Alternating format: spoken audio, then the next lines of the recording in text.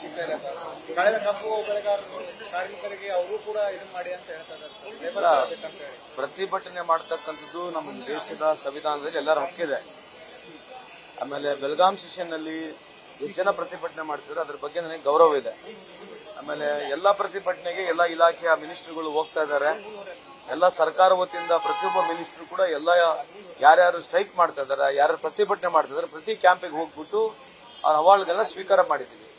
ಈ ಪ್ರಜಾಪ್ರಭುತ್ವ ವ್ಯವಸ್ಥೆಯಲ್ಲಿ ಇದೇ ರೀತಿಯಾದಂತ ವ್ಯವಸ್ಥೆ ಇದ್ದೇ ಮುಂದೆನೂ ಇರ್ತದೆ. ಯಾಕಂದ್ರೆ ಪ್ರತಿಭಟನೆ ಮಾಡಿದ ತಕ್ಷಣ ಸರ್ಕಾರ ಇಮಿಡಿಯೇಟ್ ಆಗಿ ಅವ್ರಿಗೆ ನಾವು ಕೆಲವು ಸಂದರ್ಭ ಯಾವ್ದು ಪ್ರಮುಖವಾದಂತಹ ಡಿಮಾಂಡ್ಗಳೇ ಇರ್ತದೆ, ಅದಕ್ಕೆ ಇಲಾಖೆವಾರು ನಮ್ಮ ಸರ್ಕಾರ ವತಿಯಿಂದ ಅವರಿಗೆ ಏನ್ ಆಗ್ಬೇಕು ಅದನ್ನ ಮಾಡತಕ್ಕಂತ ಕೆಲಸ ಸರ್ಕಾರ ಇಲಾಖೆ ಎರಡೂ ಮಾಡುತ್ತೆ ಅಂತ ತಮ್ಮ ಮುಖಾಂತರ ಹೇಳಿಕೆ ಬಯಸ್ತೇನೆ. ಕಬ್ಬು ಕಟಾವು ಮಾಡ್ತಾ ಇದ್ದಾರೆ ಕಾರ್ಮಿಕರಿದ್ದಾರೆ, ಅವ್ರಿಗೆ ಏನಾದರೂ ನಿಮ್ಮ ಇಲಾಖೆಯಿಂದ ಕಾರ್ಡ್ ಕೊಡುವ ವ್ಯವಸ್ಥೆ ಆಗಬಹುದು, ಒಂದು ವಿಶೇಷ ಯೋಜನೆ ಜಾರಿ ಆಗಬಹುದು.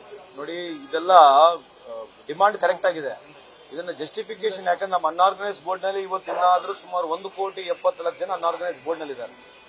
ಸೊ ಅನ್ಆರ್ಗನೈಸ್ ಅಂದ್ರೆ ಎಲ್ಲರೂ ಬಂದ್ರು, ಕಬ್ಬು ಕಟಾವು ಮಾಡ್ರು ಕೂಡ ಅನ್ಆರ್ಗನೈಸ್ ಬಂದ್ರು. ಈಗ ನಾವು ಅದರಲ್ಲಿ 25 ಸೆಕ್ಟರ್ಗಳನ್ನ ಹುಡುಕ್ಬಿಟ್ಟು ಯಾರ್ಯಾರು ಪ್ರಮುಖವಾಗಿ ಸಣ್ಣ ಸಣ್ಣ ವ್ಯವಹಾರಗಳನ್ನ ಮಾಡ್ತಾರೆ ಅಂತವ್ರನ್ನ ಹುಡುಕ್ಬಿಟ್ಟು ಇವತ್ತು ಸುಮಾರು 25 ಸೆಕ್ಟರ್ಗಳಿಗೆ ನಾವು ಇವತ್ತು ಸೋಷಿಯಲ್ ಸೆಕ್ಯೂರಿಟಿ ಕಾರ್ಡ್ ಅನ್ನ ಕೊಡ್ತಾ ಇದ್ದೀವಿ.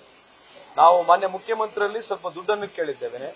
ಆ ದುಡ್ಡು ನಮಗೆ ಮುಂದೆ ಬರ್ತಕ್ಕಂಥ ದಿನಗಳಲ್ಲಿ ಸಿಕ್ಕರೆ ಸಂಪೂರ್ಣವಾಗಿ ಅನ್ಆರ್ಗನೈಸ್ ಬೋರ್ಡ್ಗೆ ಎಲ್ಲರಿಗೆ ಸೋಷಿಯಲ್ ಸೆಕ್ಯೂರಿಟಿ ಕಾರ್ಡ್ ಕೊಡ್ತಕ್ಕಂಥ ಕೆಲಸ ಮಾಡಬಹುದು. ಸೊ ಇದು ಅವರ ಡಿಮಾಂಡ್ ಏನಿದೆ ಸರಿ ಇದೆ, ಆದ್ರೆ ನಮಗೆ ಇನ್ನ ಕಾಲಾವಕಾಶ ಬೇಕು, ಇನ್ನ ಟೈಮ್ ಬೇಕಾಗುತ್ತೆ. ಉತ್ತರ ಕರ್ನಾಟಕ ಬಗ್ಗೆ ಚರ್ಚೆ ನಡೀತಾ ಇದೆ ಅಲ್ಲ, ನಿನ್ನೆ ಅಷ್ಟೇ ಇಡೀ ದಿನ ಕೋಲಾಹಲ ಆಯ್ತು. ಚರ್ಚೆ ಯಾವಾಗ ಮಾಡಬೇಕು? 2 ದಿನ ಮಾತ್ರ ಬಾಕಿ ಇದೆ. ಅದು ಈಗ ಅವರು ಬಿಜೆಪಿಯವರು ಯಾವಾಗ ಇದನ್ನ ತಗೊಳ್ತಾರೆ, ಅವ್ರು ಬರೆದು ಕೊಡ್ಬೇಕಲ್ವಾ? ಅಲ್ಲಿ ಯಾರು ಬರೆದು ಕೊಡ್ಬೇಕು? ಎಲ್ಲ ಯಾವ ಸಮಯದಲ್ಲಿ ಏನಾಗ್ಬೇಕಂತ ಯಾರು ಬರೆದು ಕೊಡ್ತಾರೆ? ಯಾರು ಬರೆದು ಕೊಡ್ಬೇಕು? ನಾನು ಕೇಳ್ತಿರೋದೇನು ಸರ್, ಈಗ ಅದನ್ನೇ ಅವರಿಗೆ ಮಾತಾಡ್ತೀವಿ ಅಂತ ಹೇಳಿ, ಆದ್ರೆ ಒಳಗಡೆ ಅಲ್ರಿ ಈಗ ನಾವೇನ್ ಮಾಡ್ಬೇಕೇನು ಹೇಳ್ರಿ? ನೀವು ಅವ್ರಿಗೆ ಮಾತು ಕೇಳಲ್ವಾ? ನೀವು ಅವರಿಗೆ ಅಲ್ಲ, ನೀವು ಜರ್ನಲಿಸಂ ಮಾಡಿದ್ರೆ ನಮ್ಗಿನ್ ಇಂಟೆಲಿಜೆಂಟ್ ನೀವು ಇದ್ರೆ ತಾನೆ. ಮತ್ತೆ ಅವ್ರು ಯಾವಾಗ ನಿನ್ನೆ ಎಷ್ಟು ಗಂಟೆವರೆಗೆ ನಡೆಸಿವಿ ಅಸೆಂಬ್ಲಿ? ಮತ್ತೆ ಯಾರು ನಡೆಸಿದಾರೆ? ಇಷ್ಟು ಕಾಲ ಯಾಕೆ ಕೊಡ್ತಾ ಇದೀವಿ? ಎಲ್ಲಾ ವಿಷಯಗಳನ್ನ ಆಗ್ಬೇಕಂತ ತಾನೇ ಕಾಲ ಕೊಡ್ತಾ ಇರೋದು. ನಮ್ಮ ಯುಟಿ ಕಾದ್ರವ್ರು ವಿಶೇಷವಾಗಿ ನಮ್ಮ ಸ್ಪೀಕರ್ ಏನಿದ್ದಾರೆ, ಇವರು ಕೊಟ್ಟಷ್ಟು ಮೋರ್ ನಂಬರ್ ಆಫ್ ಅವರ್ಸ್ ಇತಿಹಾಸದಲ್ಲಿ ಯಾವುದೇ ಒಂದು ಸರ್ಕಾರ, ನಾವು ಅವರಿಗೆ ಅಭಿನಂದನೆ ಸಲ್ಲಿಸ್ತೀನಿ.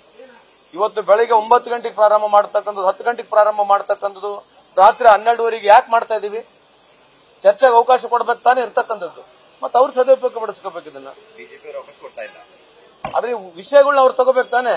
ಮೊನ್ನೆ ತಾನೇ ಮಾತನಾಡಿದ್ವಿ, ಸ್ಪೀಕರ್ ಎಲ್ಲರಿಗೂ ಅವಕಾಶ ಕೊಟ್ಟಿದ್ದಾರೆ ಮಾತಾಡ್ಲಿಕ್ಕೆ. ಥ್ಯಾಂಕ್ ಯು, ನಮಸ್ಕಾರ. ನ್ಯೂಸ್ ಫಸ್ಟ್, ನಿರ್ಭೀತಿಯಿಂದ ನಿಮ್ಮ ಪರವಾಗಿ.